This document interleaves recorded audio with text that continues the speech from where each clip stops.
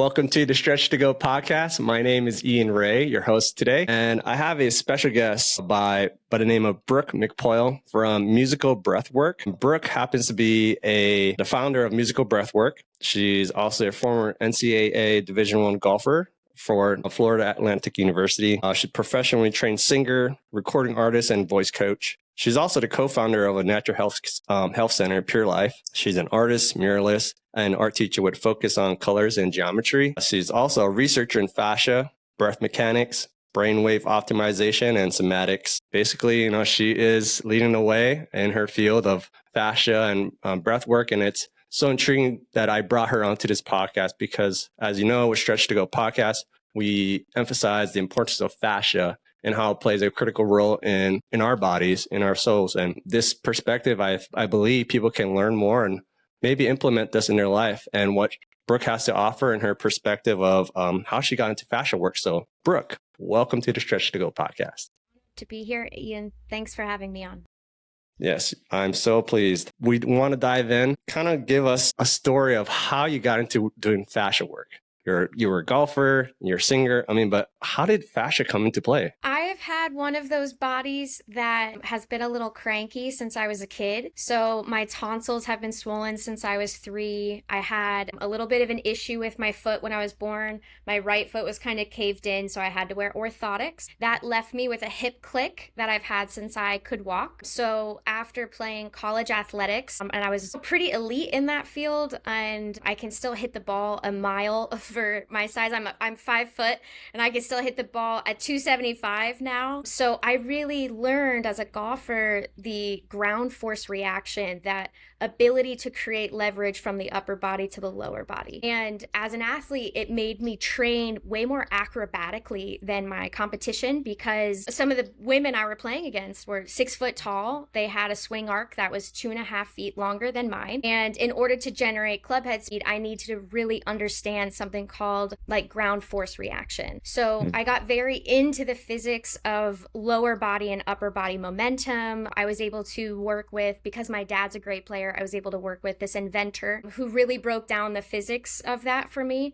But by the time I was 30, I had done pretty extensive damage, training very classically, classic strength training, classic squats, classic sprinting, and the rehabilitation that I was opened up to as a college athlete, even though it was D1 and we had access to a lot more funding and a lot more equipment, it was standard STEM, standard ice and heat, very standard anti-inflammatories, none of which worked. So by the time I was 30, my wrists were super inflamed. My hip was basically degenerated. They were just offering cortisone shots and like, hey, we'll just do an early hip replacement for you. So as I started to age, I'm 34 now, people just said, oh, this is what it's like when you're an athlete and you get older. And part of me was just very much unwilling to accept that I was going to have an arthritic hip. So I took matters into my own hands after I hurt myself sprinting and I hurt my foot. I had the standard stock plantar fasciitis. I went to my naturopath and he's like, you don't have a foot problem, you have a fascia problem. He gave me a little bit of an introduction on what he would do if he was me. And in about 2 weeks, I had taken in everything that was online. I had ordered every textbook and I was like, how is it that I have gone this far into professional athletics?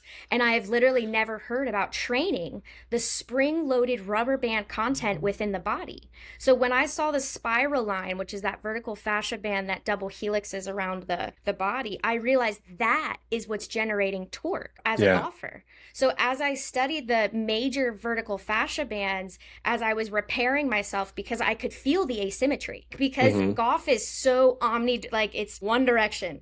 I am swinging 10,000 times this way and 1 time this way. And my brother's got me a left-hand club now, so I can get the warm up the other way. But it made so much sense. Wow, I don't build momentum through my muscles. I'm building momentum through the spring-loaded elasticity of my fascia bands. So it morphed my relationship to the body. And I shortly thereafter found myself a gymnastics coach, because the sequence that I had built that just uses a tennis ball had completely restored the flow of my fascia. So instead of, as an artist, right, I deconstruct things. And most people, when they describe the fascia to me, me, they described it as saran wrap. And as Hmm. I started studying the cadavers and I got the textbooks, what I started seeing over and over was an overlooked geometric shape. There's a name for it. It's called an icosahedron. And in the icosahedron, you can collapse a structure. Like you can literally fold the shape up and kind of smush it. So if I had one here, I could just, squish up a 22-sided shape and then open it back up, into a flat angle and then into an opening. And when I see the fascia, that's what I see. It is not saran wrap. It is a one piece material that's all connected, right? And so this is a loofah. And this to me is a significantly better concept of how the fascia is braided together and how the body is a circulation system. So we are just bodies of water, right? But depending on Correct. how good we're eating and drinking, we add mud and dirt to those bodies of water. So after periods of time, particularly if people don't detox, that debris gets stuck within the particles of the fascia. Now, in most fascia release techniques, when I had a fascia problem, I was like, oh, cool. So who do I go to? Go to a rolfer, $400 for the session. I need to see them for 2 weeks straight, and I'm going to be bruised, damaged, ripped to shreds. I can't train during that time. And none of those felt like okay, even for as an intense experience, okay, when do I have to do this again? There wasn't really like a maintenance of other than just going back to see that therapist over and over and over. So I didn't love the fact that they hunted for densifications only, because the fascia also has slack, right? So a lot of the fascia release techniques to me are kind of a little obsessed with finding the densifications within the fabric of the fascia and removing them. Often no sequence to it, just manual therapy of digging out what's stuck. And I just felt like that's the most aggressive way for us to handle the fascia. And as I explored different techniques, yin yogas, Coach Chong Z's warm-up technique, Tai Chi techniques, rolfing, myofascia massage, myofascia therapy, structural alignment therapies, as I continued to dip my toe and experience all of these things, there was things that I thought were excellent and things that I thought were totally unnecessary or inefficient. So by combining what worked, I came up with 8 rules. And instead of just applying the 8 rules to any part of the body, I, as a golfer, because of my relationship to the ground up, I started to build some tensegrity units with my uncle. And in the building of it, it was conceptualizing the skeleton on top, all of the tension for the major fascia bands. It's not just, stuck and pulled and adhered.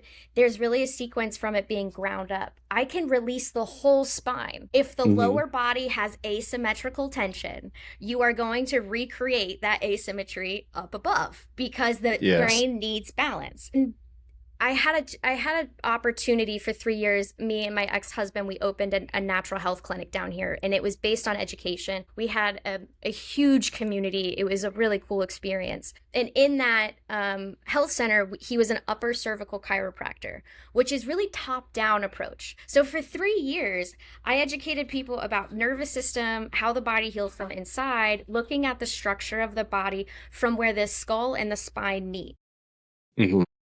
There was a small agitation after 3 years of it. And it was like, man, how do we keep people holding the adjustment longer? And people would go in, they'd get adjusted, they would post rest. We would track them with a thermography machine to make sure that their readings were stabilized. We had way less adjustments than any other office out there. Like, we offered a great product, but still I knew there was more that we could give them so that they could hold, instead of for just 3 months, they could hold for 6, or they could hold for a whole year.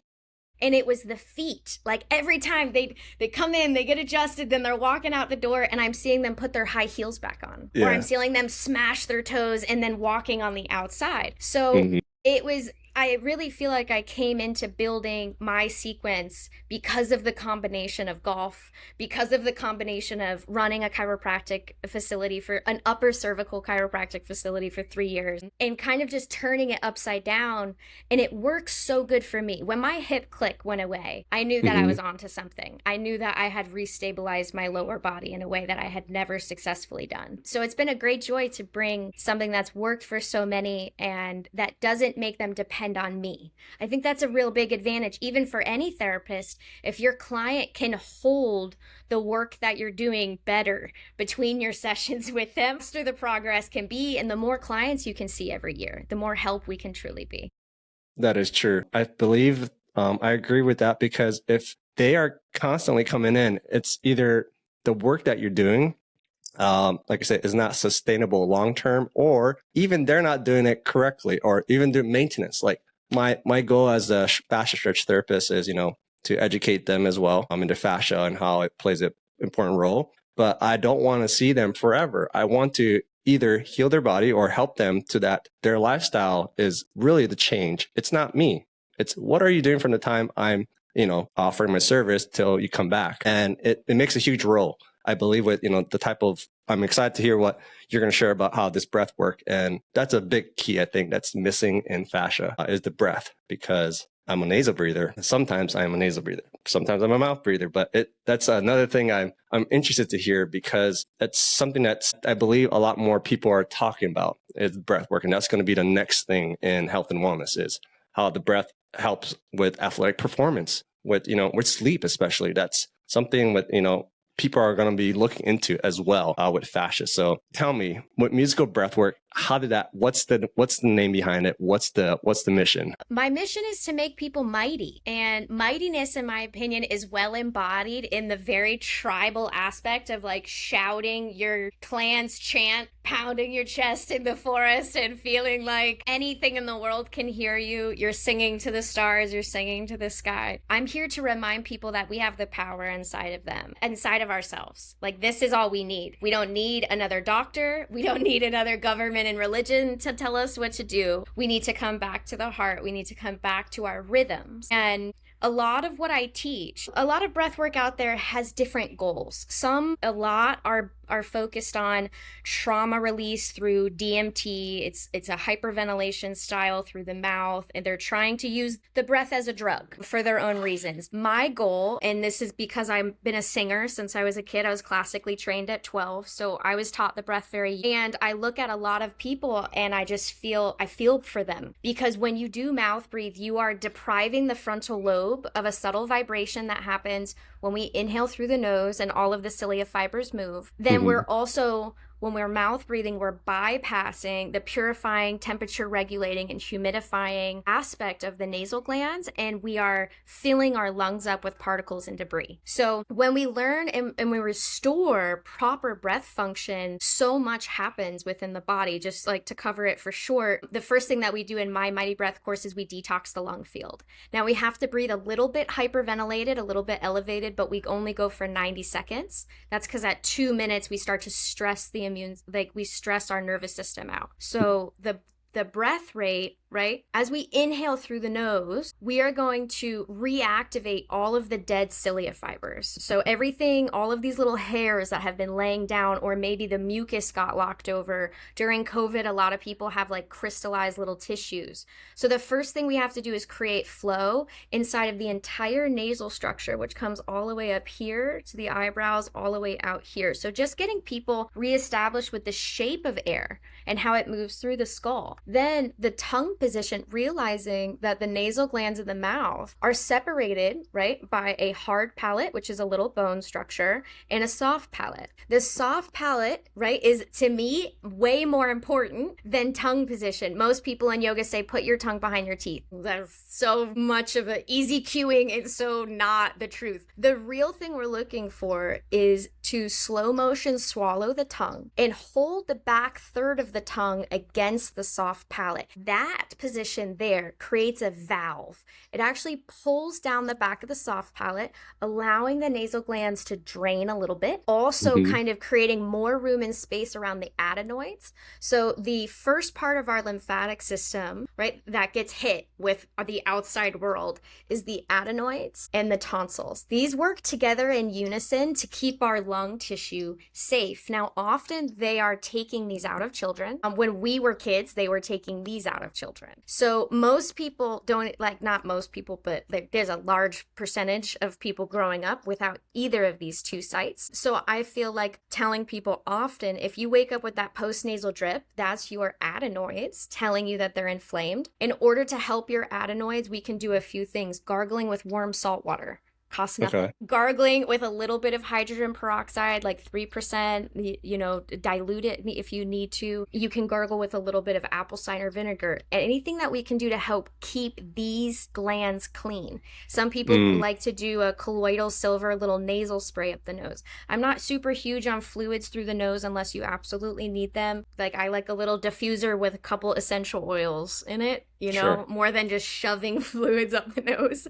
But really, it's the air that can wake all of these things back up. It's the air that retones the trachea. It's the air that pulls the lung tissue, the particles out of the lung tissue. So if people don't breathe deep, you can take Hmm. Mullen, you can nose breathe. If you don't breathe deep, the mucus that's in your lung field will not be removed. So getting people familiar with the muscles that expand the lungs and the capacity that the lungs really have to increase, it's nothing to double our lung field. It takes less than 6 weeks with people. To me, I'm way more interested in what happens when that comes back. Your digestion improves, your nervous system stays more in a parasympathetic, relaxed, healing state more often. I'm really interested in dropping people's natural breath rate. So most people are breathing 15 to 25 breaths a minute at a state of rest. My goal is to shoot for people around 4 breaths a minute. So during my fascia flow, I cue for 4 breaths a minute. That's a 7-second inhale and a 7-second exhale. It's very easy if your client knows how to breathe in a shape. Very difficult if they just expand and contract with no control of the lung pumping muscles at all. It's people say, oh my God, how do you possibly breathe that slow? And it's like, well, let me introduce you to your diaphragm and your intercostals and how they can fire slowly like belly dancers and opera singers do, how free divers do, to Hmm. sustain the breath. Now, when we do that, we also are changing the rhythmic circulation. So all the old Tibetan Sanskrit literature says for perfect health, 1 breath for 1 minute. When you start to breathe that way, you realize every breath becomes a full valve and empty, a pressure wave moving through the lymphatics, moving through the cerebral spinal fluid, moving through the blood. Everything starts to take on this mighty rhythm. So Hmm. musical breath work has to do with coming back to our life as a musical. Like we get to be alive. We could literally be singing and dancing and like skipping our way into work every day. But if we are feeling in pain, or if we're feeling a victim to our life, if we're feeling chaotic in our life, if we're feeling unlucky in life and we're not taking responsibility, we'll never have that experience of joy. And to me, making life musical is all about coming back into the breath and the body, because we are the instrument, and our Hmm. songs are sweet and beautiful, or they are discordant and chaotic. That's awesome. I guess when you were coming up with this, did you ever, I guess, apply like, especially the lymphatic system? That's something like I'm slowly starting to understand the importance of how fascia and the lymphatic system really correlate together. And so for you, like, how do you explain to your clients or those in your audience like how fascia and with your work and how that helps with your lymphatic system? Because that's something I have to also break down for clients who don't know anything about fascia and don't know anything about lymphatic system. I like the loofah as a presentation. In the future, I would love like a small skeleton built of one of these, and I could just cut holes in it and put little marbles where the organs go. But essentially, the lymphatic system would be like tiny little marbles, right, Hmm. inside of this, and then they would be connected by tubes. And those little marbles would represent the white blood cell lymphatic sites, which is just like a little bulbous sac of fluid, right? And the lymphatic system, when the fascia is hydrated, mobile, and fluid, the lymphatic system has all of this room within the tension to pump, move, and twist. Now, let's just say you're somebody who sits 8 hours a day. You drink coffee, you become dehydrated, you lose a lot of hip mobility, right? So there is a very easy spot to pick on for most people because a lot of people sit, and it's right here around the hips, right? So inside of our pelvis, right here, is a ton of lymphatic sites. And if you shallow breathe, okay, so if you don't push your belly button out when you inhale naturally. It means that the diaphragm is usually locked up into this kind of state instead of moving all the way flat, that U-shaped muscle. So there's no movement that's being generated through the pelvis, because what generates movement and flow as you're in a sitting posture is your breath. So if your diaphragm is nice and full and exposed through the lumbar back, and you feel like there's a small shift in your breath through the body, you can still be sitting and pump your lymphatics. But let's just say you breathe a little shallow, you're dehydrated, you don't work on your hip mobility, and you have all of these lymphatic sites through the pelvis. Chances are those lymphocytes are going to build up fluid. Now, in order to release that fluid, in my opinion, we just start from the feet. As we pull the energy in the information, in the conductivity all the way down here, everything's going to move naturally from up here. So a lot of people, in my opinion, they kind of get stuck treating areas where they'll be like, oh, I'm doing the Super 8 every day. And that's awesome. Okay. However, you can do 5 minutes of rebounding a day. It doesn't compare at all to properly moving your diaphragm. So as much as moving our fascia around is awesome, as much as we want to do fascia flow for the lymphatics, the biggest lymphatic site in our entire body sits right beneath the diaphragm. So every time you properly move the diaphragm down, the core of your lymphatic system is ripping things through. Does that make sense? So it's both. The fascia is holding the lymphatic sites. So if there's spots where the fascia is tight or crushed, where those lymphocytes are either draining or we're going to have some stagnation in that fluid, right? So we want to treat the fascia. But simultaneously, if we're just treating the fascia and the breath rate is 30 breaths a minute, there's not going to be a strong circulation of the lymphatics. So ideally, we get them to 4 breaths a minute, where it would be nice and easy for them, and we work the fascia. So that way, everything is pumping. Does that make sense? I got it. I do have one audience question, actually, that I want to ask you. It's from Imperium Specialists, Imperium Stretch, based out of Nashville. But with your research in fascia being a bit more, coming out, who have you found inspiration in the field? And what have you done to discover more about the nature of fascia in research? What a cool question. Honored. I really, really like Dr. Carla Stecco. I feel like all of her information is just super hopeful. Her discovery in 2018 to me changes everything in fascia that predated that discovery of the fibrocytes and how they re-elicit hyaluronic acid. Also, Coach Chong Zi. I feel like Coach Chong Zi's EMG studies right now are going to transform plyometrics. I'm like very excited to see what his athletes do. That I'm jazzed about. Right now, I'm working with a couple pro soccer players and hockey players that I'm excited to see what happens to their career. One is like a World Cup player that just retired, and she's young enough where I'm wondering if I'm going to rehab her to the point where she'd enter back in. So I have some of my personal studies going on. I've recently invested in a piece of technology that is working with fascia slack. So technique has its pros and cons. Okay. So in my opinion, the real overlooked issue within a lot of the fascia release is how do you treat cuts? So after the fascia has been sliced, collagen, which is fascia, grows back in kind of like caulk. Like my dad's a painter, so like CAULK. And I don't want anybody to be perverted about it.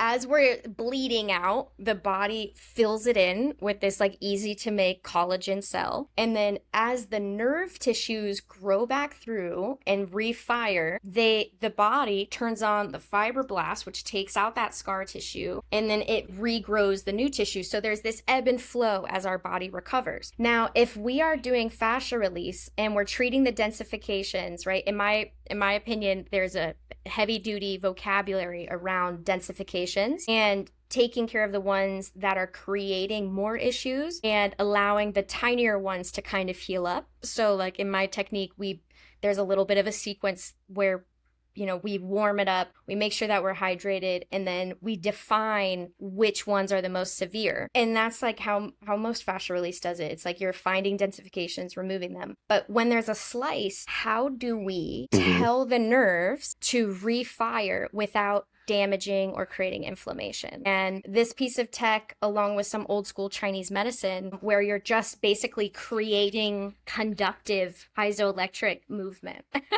So, just rapid stimulation of an area is like the cheapest, easiest way to do it, where you're asking the nerves to refire together. But I still feel like there's a lot to uncover in how we make fascia repair as fast as possible, as efficiently as possible, where if you're an athlete or a touring musician, you can still stay on the road. You don't have to stop and reorient and take 2 weeks off to recover.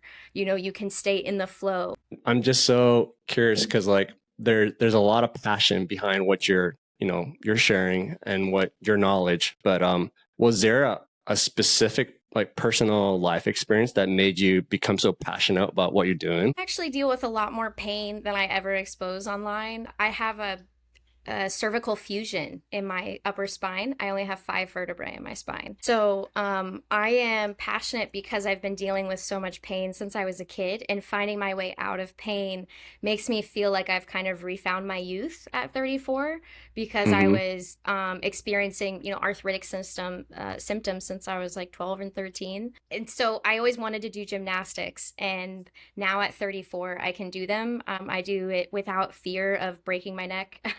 And thankfully, because I have a great coach, but refinding that spring-loaded nature that I had as a kid, and obviously being able to sing at the level and the power that I do, I think it just makes me feel mighty. And a lot of people, if they're not used to that level of excitement, I'd say that this is just me. This is my standard protocol. This is my relaxed version of myself. I'm sorry if it's a little strong. No, don't be unapologetic. I think that's important because to me, if you're very authentic and you have a mission and a goal to share this with people, I think that's kind of, it attracts people like myself to see it's something that people should learn more about what you're doing. I have another question for you.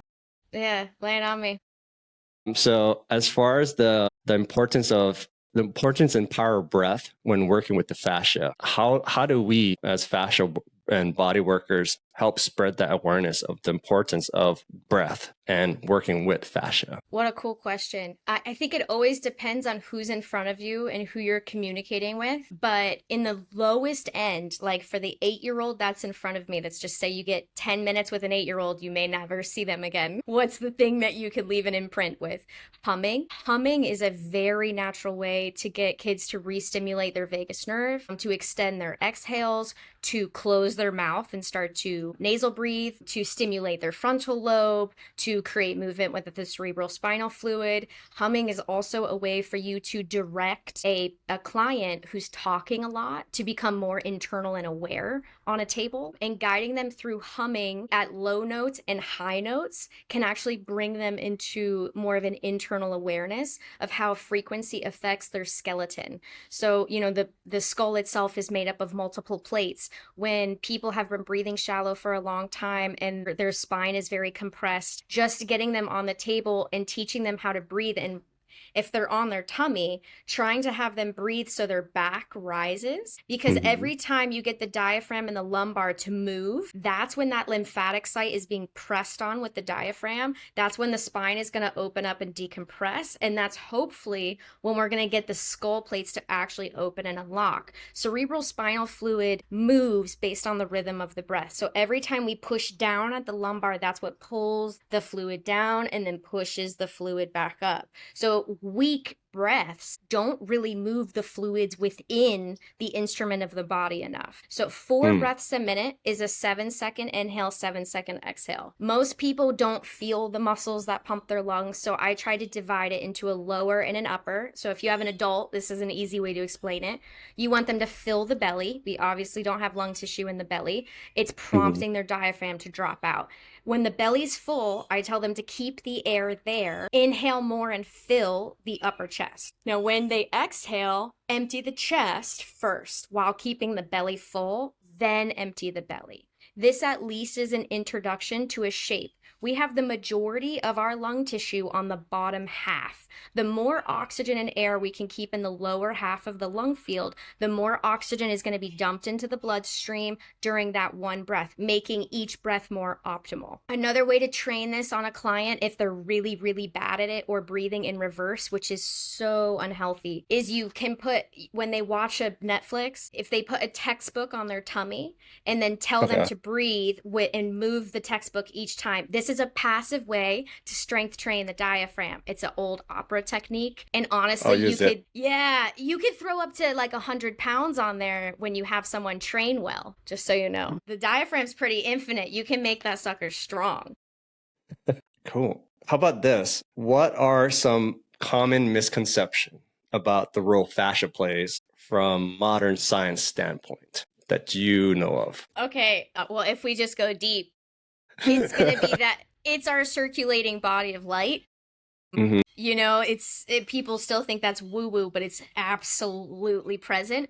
But most people aren't familiar with plasma. So when we talk about plasma being this, you know, between stage of water and not quite a solid, it's almost like a honey-like, and it's also electrically charged. Most people aren't familiar with that type of thing, so it's hard to imagine. But inside of the nanotubules of the collagen is a fluid, and that fluid is what's being argued about all over the world right now. And in what I believe, based on the studies that I've seen, is it's most certainly holding an electrical charge. We're not yet measuring it, but I'm excited about that, because in my opinion, this is the emitter of our magnetic field. It's the emitter of our electromagnetism in general. So the more fluid and opening, grounded and charged up it is, I think the more dynamic and magnetic we become, which is really what I wanted to call the company. I wanted to call it like electromagnetic training, but that's not a popular thing yet, so I made it more illustrative. I mean, imagine the fluid. The body itself is fluids and gases moving at a rhythm inside of a pumping circulation system. So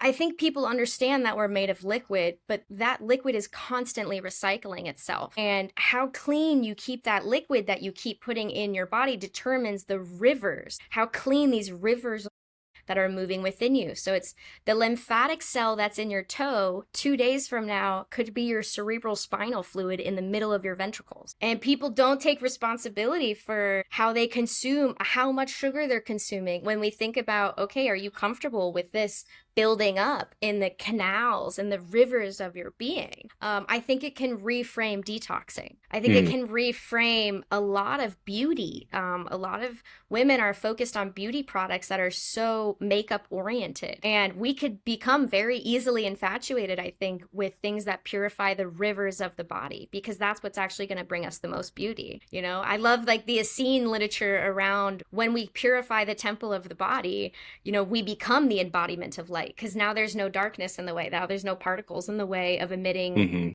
what's inside. And that to me is kind of the next level of humanity. That should be our generation's gift to the next generations, is making space for more of that, more of us really actually embodying spirituality. It's not just a religion. It's truly within our biology to be beings of light and to allow that light to move forward, to be flowing, to be mighty, to be bright. Yeah, I know you did a podcast recently about how our body, there's some the light particles. I forgot, it was dang it. But you did a podcast.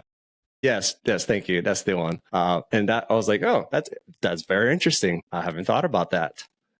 And I guess another thing that, you know, you kind of mentioned about is from the ground up. I'm a barefoot naturalist as well. And I believe it's truly like starts from the ground up. As myself playing sports, I've always had ankle injuries, knee injuries. And I look back, I'm thinking, what was I wearing during those times? You know, I was wearing ankle braces, knee braces, but I wasn't really looking down to my feet to seeing how strong are they? You know, how mobile can it be? And only now am I thinking, gosh, it's just down there. I wasn't really thinking about it because we're probably not taught, you know, especially how shoes are just more of a fashion. It's not a tool. I mean, and so kind of helped me to understand why people should really look at their feet, that ground, that foundation, to see where a lot of these symptoms could be, fixed, is looking at their feet. Yes. Yeah, the feet is kind of an unending topic. I'm sure you've experienced this now, where you stand in a gym and everybody has shoes on and you're like, wow, we have missed the point. Yeah. Yes.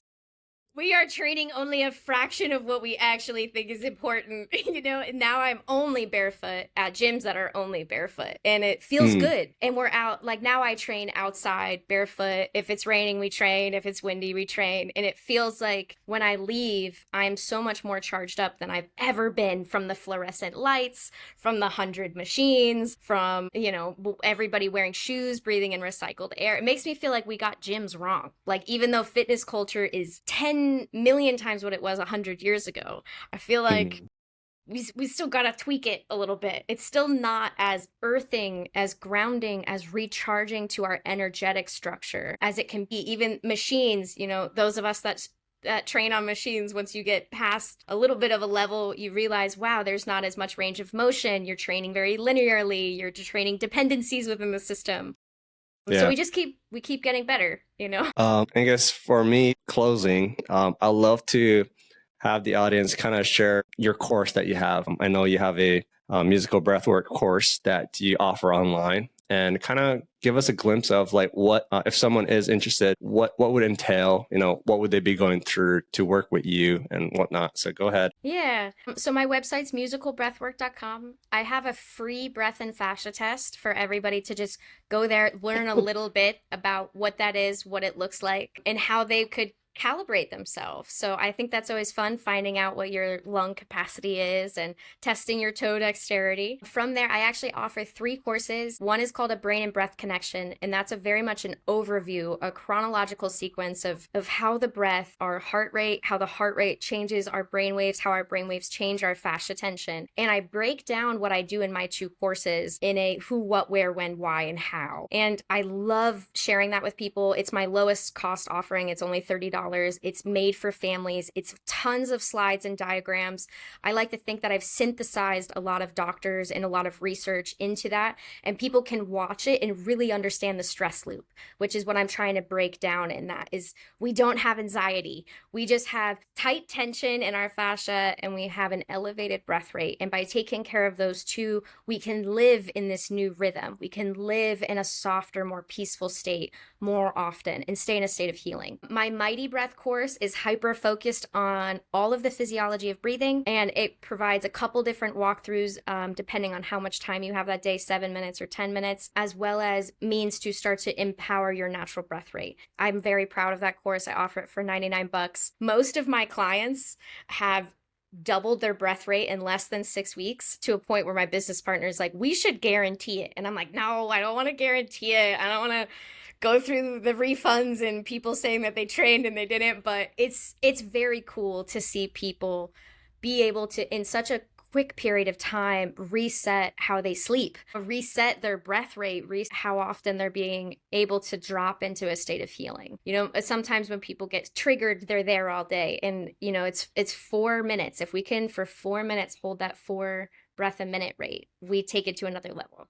Then I have a fascia flow course. That's a 4-hour course. We do the lower body at the right time when people are ready. The upper body unlocks. And I'm available for all of my clients via email. I really welcome questions as they come up. And then I have a membership. If people feel like they're going through something serious, they really want one-on-one counsel or mentorship, they want to be aware of all of the experiments I'm doing, they want to have access to all of the courses, I have a membership for $99 a month. And that allows me to just kind of love on you. I send videos to my members. I make sure that their technique is right. But in the membership, I actually have 60% more content. I release a lot of my podcasts. Our members are probably watching here right now. So I try to work with people in whatever way they best do. Live events. I have one coming up on Thursday. I'm heading to Texas. I'm heading to Wyoming in a couple months. I do private sessions with people all over the world. So however people best learn, I'm here for you. I just want to make this information accessible so that 100 years from now, Everyone knows how to breathe. Everybody knows how to take care of their fascia. It is a rule of thumb. The next generation has complete control over their joints. Joint pain is not a thing. Chronic pain is not a thing. Early onset arthritis is not a thing. All of the chronic and debilitating diseases that come out of a shallow, poor, dysfunctional breath wave and like breath sequence is out of the way. Like, let's move on. We have problems to tackle. We don't need a society that's stuck in these things that just need simple holistic sequences to move us through. Thank you so much, Brooke. I really am glad I was able to do this with you. I know we had to reschedule, and I'm glad that we have a lot of similarities, especially Coach Chang-Chi, that I had a privilege of interviewing, that we have people to mentor like yourself, because I believe as a collective, if we are to bring this knowledge of fascia, and especially the type of work that you're doing to the general public, we are able to help a lot of people with these chronic issues, symptoms that probably people aren't thinking about that could help them. I applaud you. I thank you for your work that you're doing, and I will continue to look from afar and to cheer you on. So thank you so much for being on my podcast. Absolutely, Ian. Thanks for making some nice conversation and coming up with some really good questions. It was a delight to be. I had to like really put my thinking hat on there for those. Awesome. And then I will put your show information in the show notes. But for those of you who are listening to the Stretch to Go podcast, please don't forget to like, subscribe, follow the Stretch to Go. We release new podcasts every Friday at 7 a.m. Eastern. And don't forget to follow Brooke at Musical Breathwork on Instagram. And she has a lot of great content there along with her website. So thank you again. I'm looking forward to hopefully reconnecting in the future. I'd love that. Thank you.